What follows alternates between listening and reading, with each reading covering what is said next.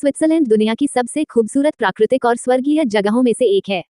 यह मध्य यूरोप का एक शानदार देश है। कहा जाता है कि अगर हम धरती पर स्वर्ग की बात करें तो वह स्विट्जरलैंड ही है। स्विट्जरलैंड का मूल नाम हेल्वेटिया। स्विट्जरलैंड की 60% भूमि आल्प्स पहाड़ों से ढकी है, इसलिए इस देश में कई खूबसूरत पहाड़, गांव, झीलें और चारागाह हैं। छोटे क्षेत्रफल के बावजूद स्विट्जरलैंड दुनिया की सबसे स्थिर और समृद्ध अर्थव्यवस्थाओं में से एक है।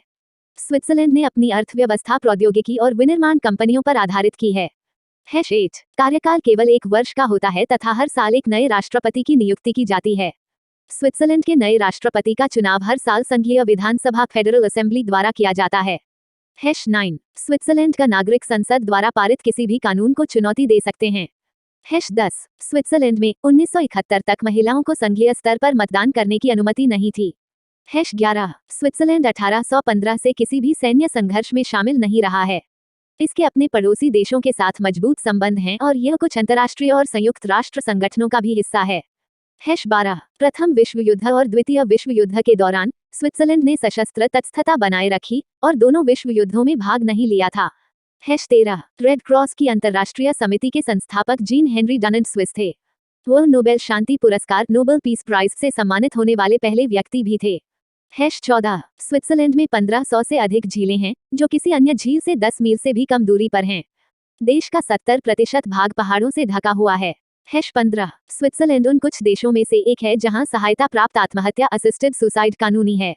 #16 स्विट्जरलैंड में सोनेनबर्ग सुरंग सोनेनबर्ग टनल दुनिया का सबसे बड़ा परमाणु आश्रय है, जिसे युद्ध या आपदा की स्थिति में नागरिकों की रक्षा के लिए डिजाइन किया गया है। ये सुरंग 20,000 लोगों को सुरक्षा प्रदान कर सकती है। #17 टिम बर्नर्स-ली ने 1989 में स्विट्जरलैंड में वर्ल्ड वाइड वेब का आविष्कार किया था। #18 सर्न स्विट्जरलैंड में दुनिया की सबसे बड़ी हेड्रॉन कोलाइडर भौतिक प्रयोगशाला है। इस प्रयोगशाला को भूमिगत बनाया गया है। #19 प्रसिद्ध समीकरण E=mc2 को अल्बर्ट आइंस्टाइन ने 1905 में स्विट्जरलैंड में अपने निवास के दौरान तैयार किया था। #20 स्विट्जरलैंड की 60% बिजली का उत्पादन हाइड्रो इलेक्ट्रिक पावर से होता है। #21 स्विट्जरलैंड शिक्षा के मामले में भी बहुत आगे है, इस देश की लगभग 87% जनता शिक्षित है। #22 स्विट्जरलैंड में काफी काला धन जमा है और 23% बैंक खाते विदेशियों के हैं। #23 भारत के पूर्व राष्ट्रपति और प्रख्यात वैज्ञानिक ए.पी.जे. अब्दुल कलाम ने 26 मई 2006 को स्विट्जरलैंड का दौरा किया था। उस दिन से स्विट्जरलैंड की सरकार ने 26 मई को अपने देश के राष्ट्रीय विज्ञान दिवस नेशनल साइंस डे के रूप में घोषित किया। #24 स्विट्जरलैंड का विज्ञान दिवस साइंस डे भारतीय एयरोस्पेस वैज्ञानिक डॉक्टर ए.पी.जे. अब्दुल कलाम को समर्पित है। #25 रोमन कैथोलिक चर्च के पोप को वेटिकन सिटी में स्विस गार्ड द्वारा संरक्षित किया जाता है। #26 स्विट्जरलैंड के लोग दुनिया के सबसे लंबे समय तक जीवित रहने वाले लोगों में से हैं। स्विट्जरलैंड के लोगों की औसत उम्र 83.6 साल है।